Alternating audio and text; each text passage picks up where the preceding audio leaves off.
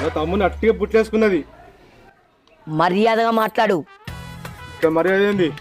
మంచిగా చదువుకున్న పిల్లను బాగా పైసలున్నాయని చెప్పి బుట్టలేసింది నీ తమ్ముడే. నా తమ్ముని మోసం చేస్తే నీ చెల్లె. సిగ్గు లేదా అట్లా మాట్లాడడానికి? మన ఊరి కట్టుబాటు తెలిసి కూడా వాళ్ళు ప్రేమించుకున్నారంటే మీరు వాళ్ళకి చెప్పలేదా? ఊళ్ళకి పోయేటప్పుడు ఒంటికినే పోయేది. కొంచెం దూరం పోయినాక మా తమ్ముడు సైకిల్ ఆపి మరీ ఎక్కేదట ఇలా చెల్లె. ఏంది మా చెల్లెలు మీ తమ్ముని సైకిల్ ఎక్కేదా? మా ఇంట్లోనే 2 సైకిళ్ళు ఉన్నాయి. చెప్పినా అతికినట్టు ఉండాలి. అబద్ధం ఆడినా.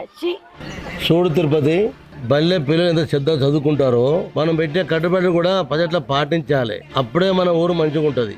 సీతారామయ్య గారు వాళ్ళు కరీంనగర్ పోయి చదువుకుంటారు అనుకున్నారు, కానీ వాళ్ళకి అట్లా లేచిపోతారని వీళ్ళు అనుకున్నారా? చదువు నేర్చుకుని సరిపోతుందా? మన ఊరికి కట్టుబాటు కూడా నేర్చుకోవాలి. ఉద్దర భోజనం అంటే ఇద్దరు కలంట.